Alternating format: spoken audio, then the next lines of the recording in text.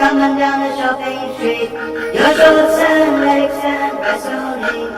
Your smiling face with its natural grace makes my feel good and my heart race.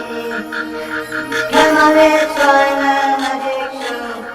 You're a girl and I'm a boy. Let's get together and have some fun.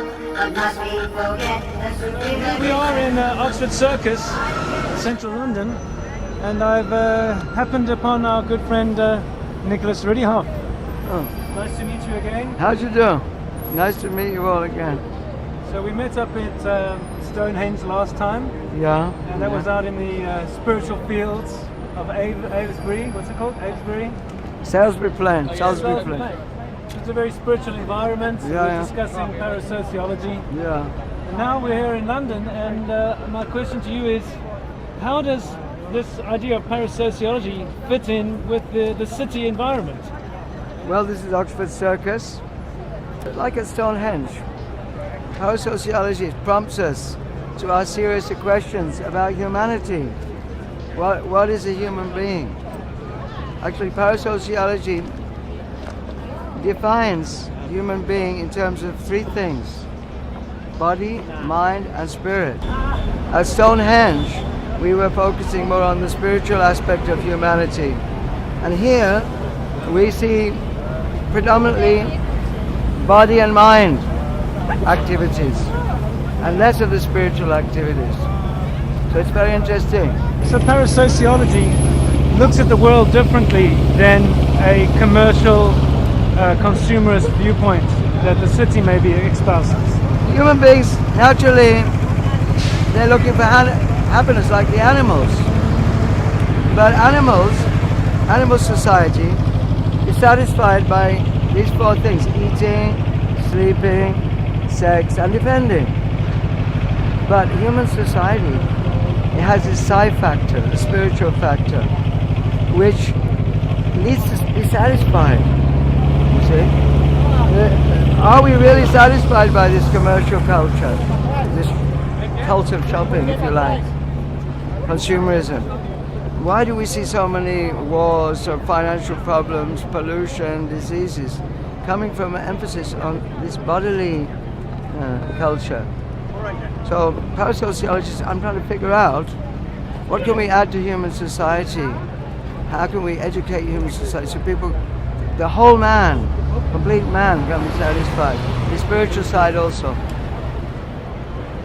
So you're observing the world as more than just material bodies. Yeah, definitely. Just like these bodies here, why are they moving? So many people moving around, you get on a bicycle, buses, you know. Why are they moving? You know, because spirit is there, consciousness is there. Just like if somebody got run over here in Oxford Circus, it's quite possible. What could they do? Inject with some chemicals, bring back to life? No. There's a difference in a live body and a dead body, and we cannot inject something there. There seems to be like a spiritron, a particle, which is giving consciousness or life to the body and the mind also. So why don't we take that into account in human society? So are you trying to say something about God and religion and Hinduism and Christian beliefs and all the things we've heard from all these people? What are you... This is not a belief. Parasociology is not a belief. We're looking at the hard facts. What's the difference between a dead body and a live body? What's the difference between human society and animal society? A human being asks this question. It's innate, I think. Even children, mostly children, they ask, Mummy, who am I? What's the point of life? Why I have to die? And are we giving our children and people sufficient answers?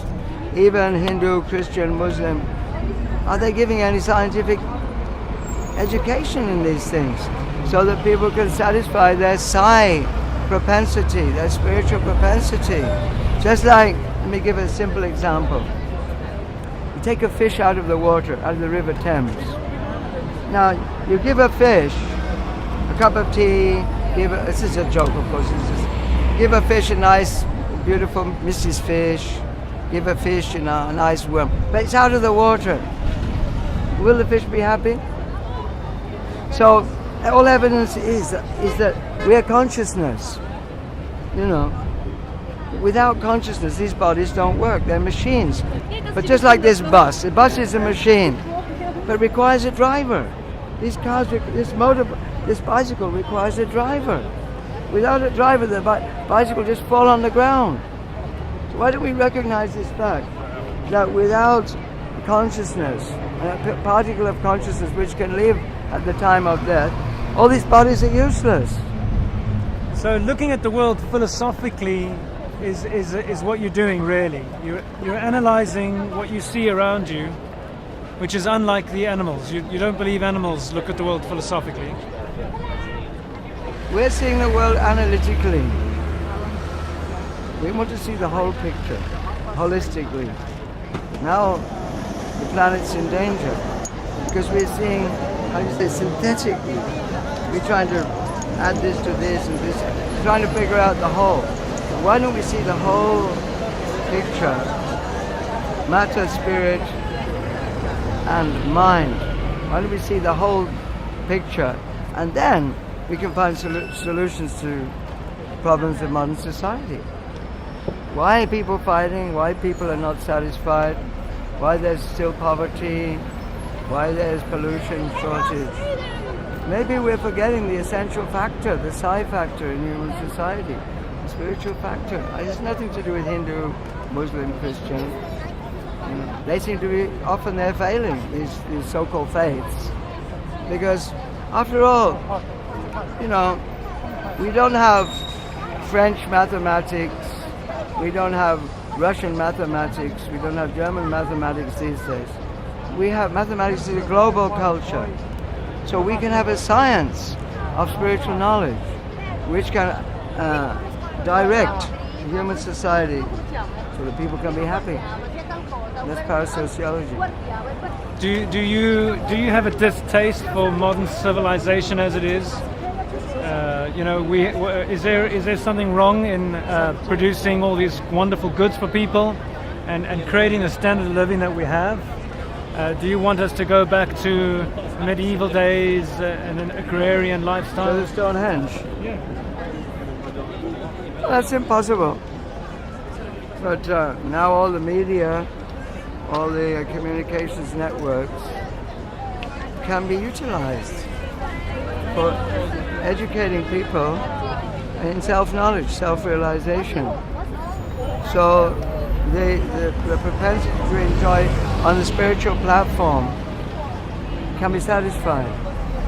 And as I see it, like I said, the fish out of the water.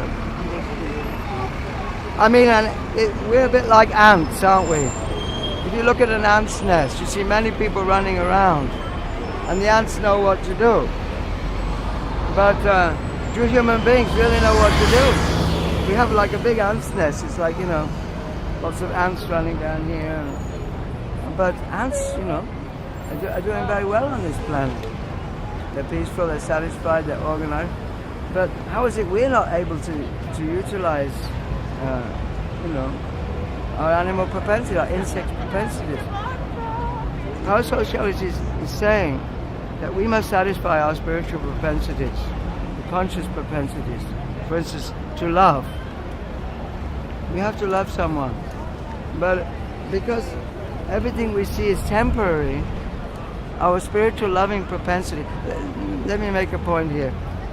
Simple point. We say my hand, my nose, my head, my chest, my legs, my mind, my emotions, my feelings, my determination, my intelligence. But who am I? Simple question.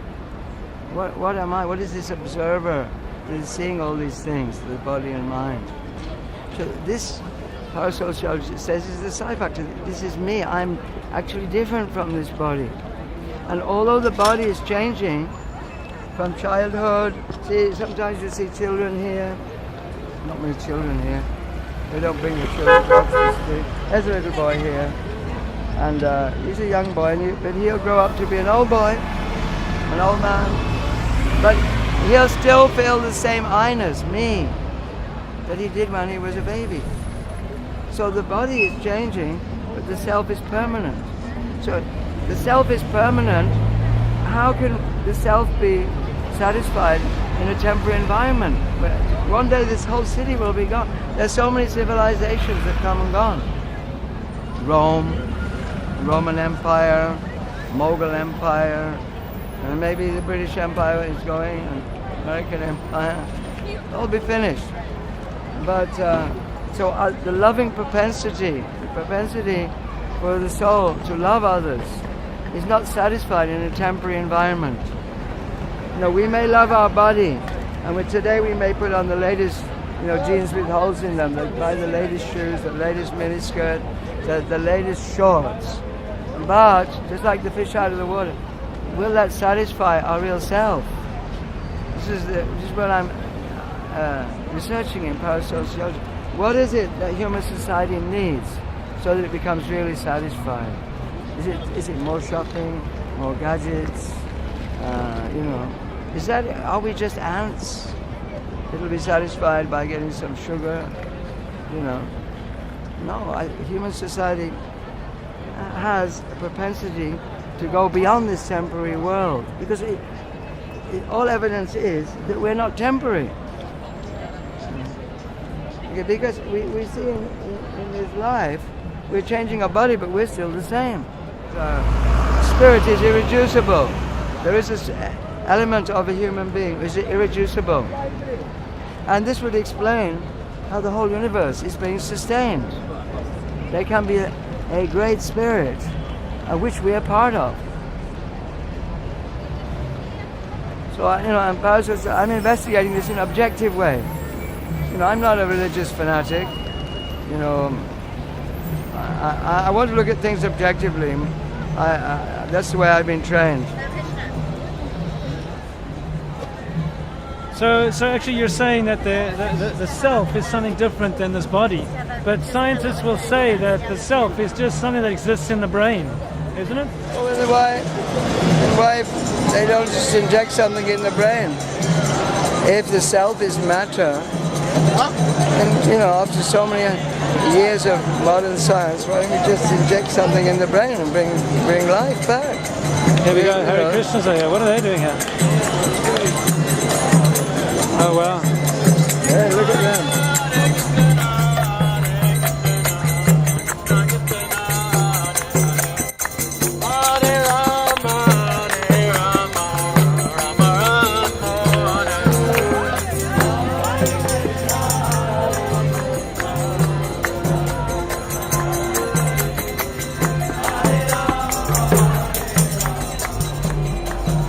What do you make of that?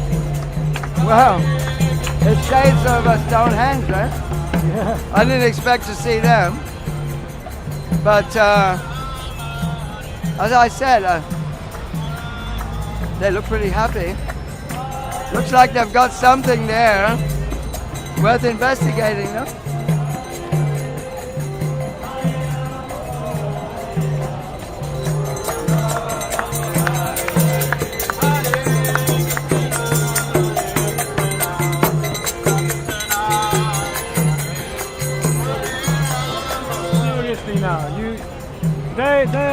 They are a bunch of religious zealots. They seem to me, to be honest, to be kind of a bit fanatical, a little bit out of touch with reality. You've got to earn your money, you've got to earn your keep to survive in this world. Fine if you want to be happy and sing in the street. I don't have any problem with them. They can do what they like. But I don't think everybody can become a religious zealot. Where will that lead us? Cosmologists all over the world, they've allowed for this factor. And they've lived peacefully, healthily, for centuries, many years. So, personally, I think we can learn from these cosmologists how to integrate the spiritual into everyday life. Of course, we have to eat, we have to sleep, we have to do business, we have to grow food, we have to have families, all these things. But this high factor, which we want to bring awareness to in parapsychology, can be integrated now. The leaders of England and America should be objectively researching what is it to make human society happy. Actually, they're disturbing my talk. Shall we call the police? Sorry about that. They are a bit disturbing, aren't they? Yeah, I know that. But, you know. Oh, sorry, I hope I've given them away. Anyway, why not research it? Let me give it a bit of time to research more. But as I say, many human societies did have this spiritual element, even in their daily lives, even in their finance and their farming, even in their warfare. And they lived for many, many years. But evidence is, you know, how long are we going to survive for in this modern society, the way we're wrecking this planet? Why don't we start thinking, what's missing from our modern development? Maybe it is this psi, this so-called consciousness factor. Because we don't know what is a human being, we don't know the kind of sociology which will satisfy a human being. Hello? Excuse me, sir. Can I invite you to our free programs? And a brief summary of our philosophy. Raja Vidya means the king of knowledge in Sanskrit. King of knowledge? Yeah, king of knowledge. It's about the absolute truth, Lord Krishna himself. Absolute truth. And it's a basic summary of the basic. Say anything about sociology? Sociology. It explains that if today's leaders make it their main, make a big effort to make everybody Krishna conscious, God conscious, then everything will fall into place in society. Society will work perfectly. The problem is that leaders are not concerned about God, they are concerned about their own power. They don't understand the difference between spiritual and material power. Very interesting. You want something for this? If you can spare a little donation to cover the printing costs. Okay. Thank you very Fair much. enough. Oh, that's very generous, thank you. And the temple is just up the road. Okay. Please come and visit. Thank you. Hare Krishna. I think they're trying to conscript you into their way of thinking. But you know, but honestly, seriously, all religions say that they have the answers to make the whole world wonderful and fantastic as long as you just join them. So how is it that these people we just saw are any different? Parasociology is not. Well, as far as Hare Krishna, you're asking. Yeah, well, you know, they're just selling you books and, you know, putting their music in your face on the street. Why don't we read their books, see what they have to say?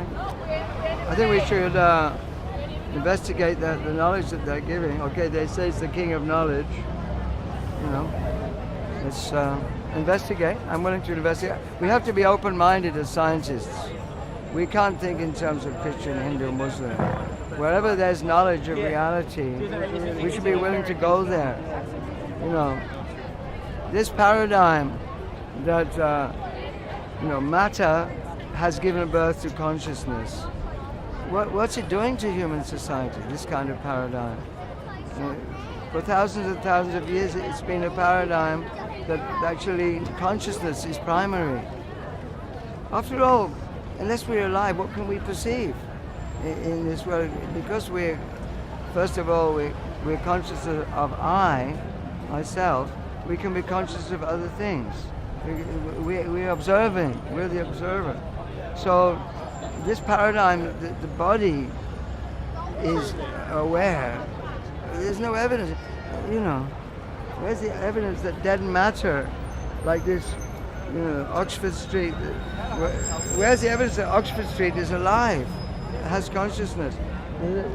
Is that newspaper alive? Have you ever seen a newspaper, giving birth to baby newspapers, male and female newspaper, giving birth to baby newspapers and them growing? What is life? Life means that there's birth, growth, reproduction, maintenance, dwindling, and death. We see this going on. All these people, they're going through this cycle. This is a symptom of life, consciousness. So give these people a chance, Just don't write off.